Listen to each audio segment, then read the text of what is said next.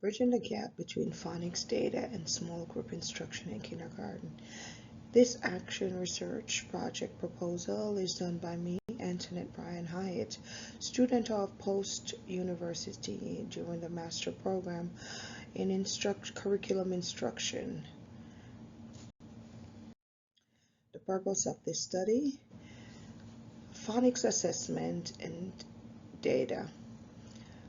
The phonics assessment tools that will be used to gather these data are the iReady, GKids, FastBridge, and these are abundant but underutilized materials that are often misused or not used to guide data in phonics in small groups.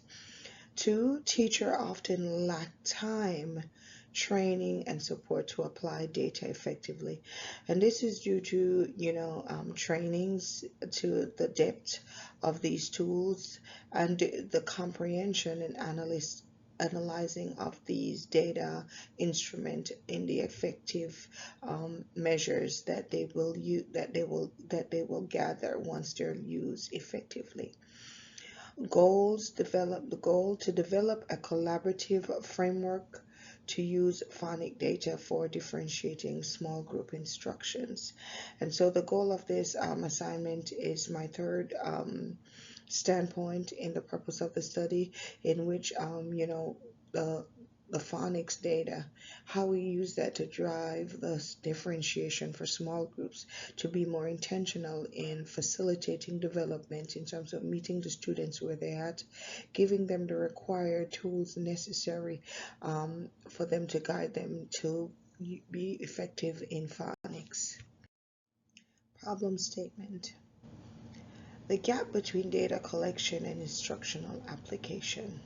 And there's problem statement. It merely geared towards there's a gap once the data is collected. What do we do next? What do us as teacher, how we intentionally put a plan as it relates to how to use instructional application to guide students' intellect in the phonics domain.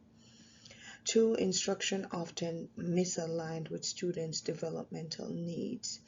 And so different small group differentiations instruction can be confusing if not applied effectively and strategically as a teacher in guiding the process. And so misaligning students, if the data is not collected properly in terms of what the students need in whichever particular area that there might be a deficiency, that also pose a problem when you align certain instruction that doesn't really align with the student need at that stage. Issue intensified in Title I schools with early literacy gap. And this is an issue as a Title I school teacher myself currently, where it is intensified, and sometimes it can feel like you're out of place when you want to be more intentional in driving these necessary frameworks as it relates to early literacy gaps. There are so many other challenges that can cause problems, but within the sector, within the teaching sector, when we meet in PLC and PLTs as a group, how do we make sure that as a Title I school teachers, how we're making sure that early literacy gaps are filled on time. Purpose: to bridge data analysis and application for improved reading outcomes. Research questions. Question: how can the use of phonics assessment data improve the effectiveness of small group instructions in kindergarten classroom? And this is a very important question that, I always challenge my colleagues to ask ourselves when we plan. How do we make sure that we're using the data that we gather to drive instructional activities, and how frequent are we ensuring that we gather efficient data to plan for students on a weekly basis and on a daily basis? The literature review summary. One size fits all approach fail to meet diverse learner needs, especially in Title I schools. And this is one aspect of this phonics research that I was intentional in terms of collaborating with my colleagues, looking at our curriculum, looking at our plans, looking at our assessment tools for and how, as the ELA PLT lead, how do I encourage or guide my colleagues, and how do I collaborate with them and take on initiatives from them in terms of making sure that we are being intentional in making sure that this driving force behind small group phonics assessment and filling gaps within the phonics subdomain is intentional and strategic. And so one size fits all, it's easy to say as a grade of 3 or 4 kindergarten classrooms, you could say, okay, what you doing with your students, I can do the same thing. But first, ask yourself this question: what are the needs of your students, and why you want to use the same plan or same activity to drive your class, your set of students during small group. Now, granted, our lesson plan might look like the same, but when it comes down to small group, that's where we have to ensure that differentiation is visible. And so data collected from our iReady, our weekly CFAs, how we're using them as a driving force to ensure that our students are facilitated and their gaps are being met in terms of the enrichment that is planned to guide their process during small groups. Our goal is to make sure that data-driven instruction enhances outcomes through informed teaching. And this research, this came from Bolt and McHaven in 2025. Other research was done in this project to ensure that, things, the materials and the guidance and the plans that are put in place, the research is valid based on the data that is driven, that is used to guide even me as a student learner. And so scaffolding zone of proximal development refers to the gap between what a learner can do independently and what they can achieve with guidance. McLeod S. 2025. Going through that research, but when I was doing my research and looking at the zone of proximal and looking at the rich in content, I was able to rationalize, internalize, and plan with more structured guidance for my students in this research program. Professional learning development for educators is in inextricable link to student outcomes. And so I'm a firm believer that if my students fail, then I need to do some introspection, because my student failed. It's not just the failing, but why. And so making sure that I'm intentional in evaluating each day's lesson, and looking at engage, explore, and application, how effective these strategies were in the intention, how intentional I was in terms of planning, guiding, and implementing these lessons with effective delivery. The MTSS RTI framework: data identifies and supports at-risk students. Bailey T. 2020. And so the MTSS RTI framework is one that I support. It's one that I always am willing to collaborate with my colleagues on, in terms of identifying these students that are tier one, that are exposed to tier one instruction, and looking at their challenges as the tier one instruction are being explicitly delivered, and how receptive they are to it, in terms of making sure that on a timely manner. These students are tested, and they are also moved into the tier 2 instruction that will compensate the leadership of the MTSS or the ITI group in terms of those specialists supporting another small group enrichment in terms of ensuring that these children's phonics skills are met as needed. Teacher reflection. Yes, that standardized testing data can be useful. However, we teachers that spend the entire year collecting all sorts of immediate and valuable information about students that informs and influence how we teach, as well as where and what we review. Readjust, and reteach. And so, as teachers, we want to make sure that we are evaluating, reflecting on what it is that we taught, was it receptive, and what evidence do we have to support the fact that our students were able to master these skills, and how we are supporting them in small group enrichment, making sure that the data that is collected is not ignored, and the standards of that are the learning targets that these kids needs to be retaught, and the strategies that we need to use to reteach these students these skills, make sure that they're relevant and they are amicable based on the students and the situation that we're dealing with. Setting and participants.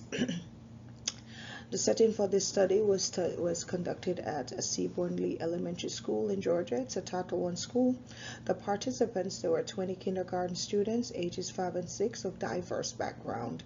The facilitator, teacher, myself, the researcher, and paraprofessional. Research method: baseline assessment, already phonics, diagnostic, letter sound inventory.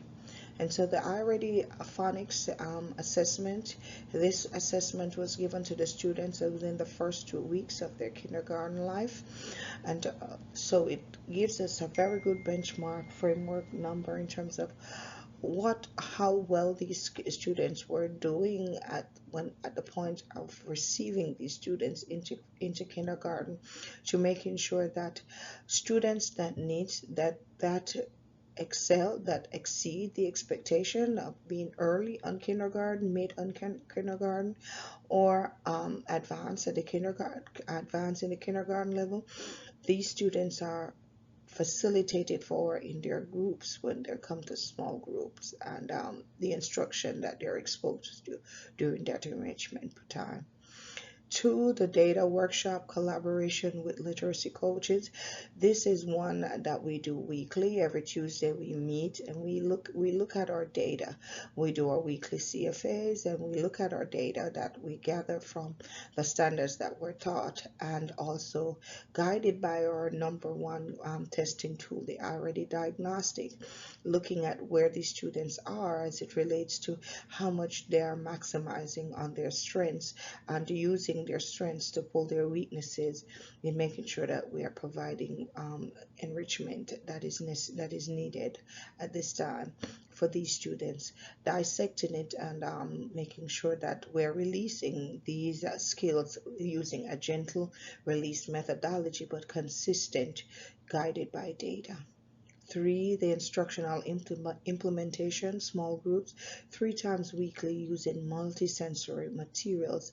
And so in this Title I school, these students, they are hands-on learners and they are technology-based learners. A lot of that have shown that these students maximize on their strengths using these methodology to teaching, but also exposing them to other theoretical based knowledge assessment tools to get with the wiring process of the brain for them to internalize, process, comprehend, and apply. 4, progress monitoring, weekly I-ready, and work sample review. Time frame: weeks 1 to 2, baseline assessment and group foundation. Weeks 3 to 7, targeted small group instructions. Week 8 to 9, post-assessment reflection and data analysis. And so you find that it was intentional in terms of strategically planning through this process, not a one-time listen, but how are we going to make sure that we gather the data, that make sure that the data that I gather is effective, is efficient, and making sure that when I start up the targeted group, is that I'm consistent in terms of gently releasing these phonics skills, moving from the phonological awareness, the phonics and phoneme developmental skills, um, and just gently piling, leveling it up as we go along in the weeks 3 to 7. Weeks 8 to 9 is assessing, looking now to start assessing how much they retain, how much they've built on what they had what they had known in the beginning to what they are now knowledgeable of today. The rhyming words, identifying the rhyming words, the rationale for the rhyming words, etc. Data collection and analysis, data sources, I-ready phonics scores, student work samples, reflection, journals. We analyze once these students are exposed and explore these domains and provide evidence-based data from these tools. We analyze the data. We compare them, looking at them in at these testing tools as it separates the different domains. Comprehension, phonological awareness, phonics, literature comprehension, looking at them in each of their individualized domain. Look at the domain the student is strongest at, the domain that the student is weakest at. Using the strongest domain as the motivator to capture the students' attention when the students are being pulled for the small group, and using that strength to pull the weakness by integrating concepts that are needed for the students to be strengthened in these areas, using it as a confidence builder as what the students are good at, strong at, empowering them with that knowledge, and then pulling the other areas that the students are in need of. Target area that the student is in need of. Quantitative pre-post assessment growth chart, looking at where the student was last week, last month, and looking at the growth, how much points the student is growing in this area or that area, etc. The quantitative themes and engagement position and practices and progresses. And so looking at the different themes of engagement and the positions, how consistent it was, how decisive the strategies were, and the progress, how well the students received it, their reception, and how much these students are able to apply these skills independently with confidence. Findings and implications.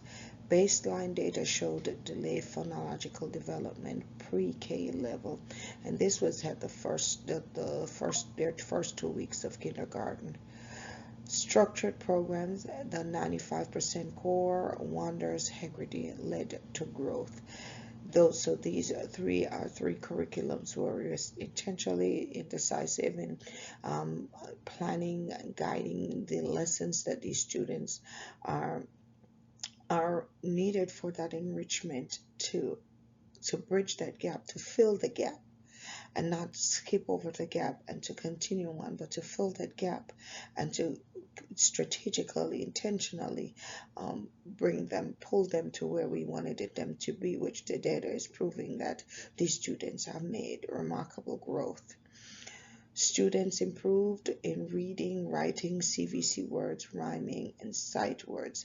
And so these students, at the beginning of their kindergarten life, were not able to identify letters and letter sounds, beginning sounds in word, understanding what rhyming words were, and differentiating between rhyming words and non-rhyming words, explaining the difference between words that rhymes and words that don't rhyme, reading sight words independently with fluency. And so that showed great growth. The CVC words, tapping out sounds, stretching words, and tapping the sounds out, blending the sounds, and reading those words independently showed great growth in their development, in their phonics. And this was mainly done in our small groups, where we, especially at my table, the teacher-led table, I was intentional in guiding that process, supported by the paraprofessional, who, even though I developed a lesson plan, she was intentional in guiding the process in reinforcing these concepts. Emphasis on ongoing reflections and collaboration for equity and growth.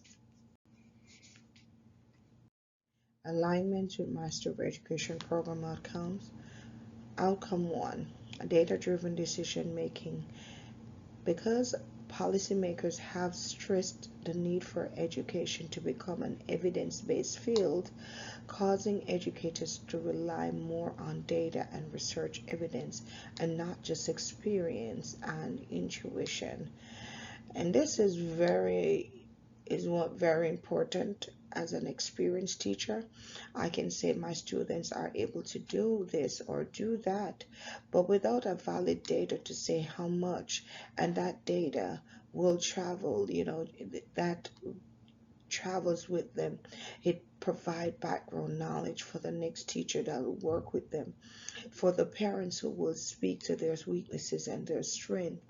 It creates more transparency, more consistency, and more knowledge about how much the student know and how much more they need to know. Outcome 2, instructional coaches need thoughtfully crafted and fruitful training opportunities that meet the specific needs of their work. THC. And this is important. Another important outcome that I was able to identify in this research. As a teacher, when I meet with my colleagues, my coach, and we're looking at the material in itself. And for us, we were privileged this year to, for the first time, have our ELA standards changed to the integrated standards, and where teachers are now being asked to teach the integrated curriculum, where phonics, reading and writing has become one, and looking at the depth of the standards, dissecting them and using them in a new but intentional but innovative way, and understanding how to ensure that we're guiding students along the path with efficacy. And we had some work to do, and we really had to work through it. I had to challenge my literacy coach, who was receptive in receiving a lot of these challenges. But as a team, I was proud to say we are able to get a lot done, with a lot more to be done throughout this year. Outcome 3, cognitive frameworks and processes. This theory suggests that our cognitive abilities are based on the interaction of sensory memory, short-term memory, and long-term memory. These components work together to help us encode, store, and retrieve information efficiently. Main Peak 2021. Integrate RTI MTSS for tier literacy support. Students identified as struggling in this early stage are then provided with targeted intervention and increase in intensity in tier 2 and tier 3. Typically, around 15% receive small group and supplemental instruction in tier 2, while the remaining 5% require more intensive and individualized intervention in the tier 3 Lexia 2025. This is another component of our reading reading initiative in our school, and we collaborate as a team. The SEC team is a team that mainly works with the Tier 3 students, and we're collaborative, we're intentional in ensuring that all three, the EIP, which is a Tier 2, and the SEC Tier 3, we work together in terms of guiding our students, and we have seen a lot of growth in SEC, our Tier 3 student. I had one of these students, and I was so impressed, as we now are looking to to make another amendment to her IEP as it relates to exposing her to more structured curriculum, because of the growth that we've seen in our collaboration. Alignment with concentration outcomes, curriculum and instruction. Assessments align instruction with objectives, while aligned assessment provide valuable insight into students' understanding, allowing educators to make data-driven decisions and tailored instruction to address specific needs. Manikay C. 2024. And so when our assessments are aligned with the standards that are taught, as when we're intentional in creating these assessments, or ensuring that when we look at the questions that we put in these assessments, making sure that they're aligning to the curriculum and what we taught, and the standards that was used to drive these lessons, in our small groups or even in our large group. When we're intentional, our assessments should be aligned, and those objectives, when our objectives are guided like that, we have more data that is more effective, efficient, and transparent. Reading proficiency by grade 3 predicts long-term academic success. As one of the foundation building blocks of future academic success, reading should be the strongest thrust of educational accountability in instruction from kindergarten through third grade. Loveless B. 2024. And so, as our students from kindergarten are entering the first phase of the learn to read, we, being as intentional in guiding this process, selecting the right tool, the right activities based on the these students' demographical background, their knowledge-based background, gathering the data that will give you a background knowledge of how much these students know, how much more they need to know, and how are you going to get them to bridge the gap between what they know and what else they need to know, is the driving force behind this research project. Recommendations for future practice: strengthen ongoing data-driven collaboration. And this is another area that as I went through this research project physically in its entirety, living through it daily, working with the students and working with the team, meeting, doing our data dates, I had came to realize how important this is as it relates to meeting, thinking, guiding, and in being intentional in a unified approach of the future practice to enhance professional learning opportunities. 3, expand structured reading interventions. 4, integrate technology-based literacy tools. And 5, continue research and reflection cycles. Conclusion. This literature review highlights the crucial role of phonics instruction in early literacy and the persistent gap between data collection and small group instructional practices in kindergarten classroom. Research affirms that systematic, explicit phonics instruction is foundational to reading development. Yet there remains a lack of practical models to help educators transform assessment data into effective teaching. Differentiated instruction, supported by frameworks such as Vygotsky and information process theory, holds a promise for narrowing reading gaps. Vygotsky believed that children learn through guided participation with more knowledgeable others like teachers or peers. McLeod S. 2025. The results of this research highlight several opportunities for continued growth in early literacy instruction and professional practice. To sustain and expand the progress observed during this project, several key recommendations are processed.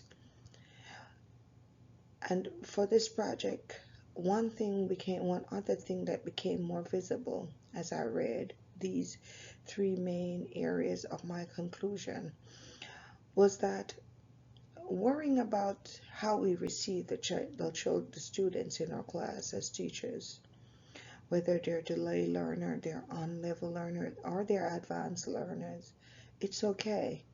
Gathering that data is important because you want to know how well are you going to prepare for these students, how well are you going to facilitate them, and how intentional you are in terms of navigating the knowledge that you would like to impart using the small group, a more individualized opportunity to drive the content that is necessary to maximize on the students' growth in their strengths and their weaknesses. A student that might be delayed at the beginning of the school year can be the student that soar way beyond our comprehension by the end of the year. If the phonics or the tools that are necessary and needed for the enrichment are innovative, strategically, intentionally planned and executed with data-driven tools necessary to document, plan, and to implement in the future.